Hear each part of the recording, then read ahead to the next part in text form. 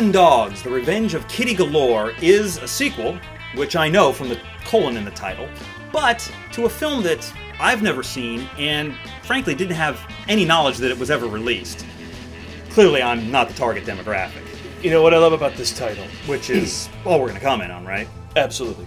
Is that it references a classic James Bond character, Pussy Galore, and then it sanitizes the name for the kids.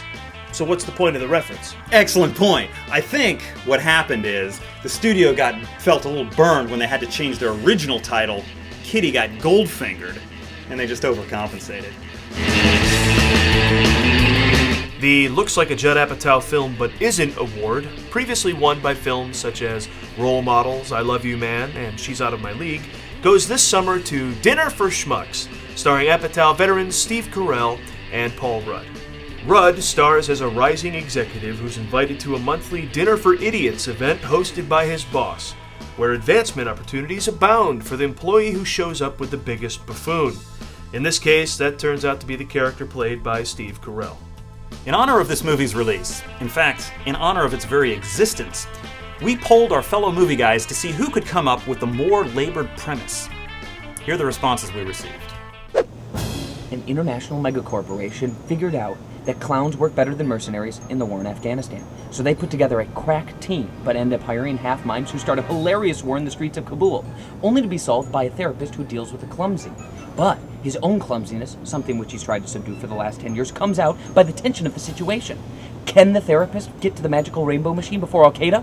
Find out in Sir Mimes-a-Lot. A man on the verge of suicide is visited by his guardian angel who makes a deal with him. He will go down on earth and take the man's place for 1 week while the man goes up into heaven to rest for a while. While the man is there, he uncovers a plot by Satan to infiltrate heaven by having his minions dress up as guardian angels while all the guardian angels are down on earth helping potential suicidees. Meanwhile, the guardian angel is not having a very good time of it and he loses his job, his girlfriend, and the apartment of the guy who's up in heaven, so he eventually has to get a job as a department store Santa for the holidays.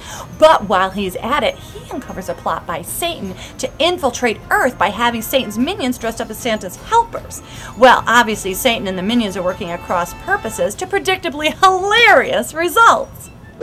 A minister who's actually a clandestine agent for the wacky intelligence agency, an agency devoted to stopping people from pointing and laughing, discovers that a secret shipment of laughing powder is being delivered to the Society of Incompetent Dentists, who holds a meeting once a year underwater in Hawaii. Can he win back the love of his life before she marries an improviser with 12 roommates who are making a movie about a minister who works for the wacky intelligence agency who's trying to stop a shipment of secret laughing powder to the Society of Incompetent Dentists? Find out in So You Think You Can Think.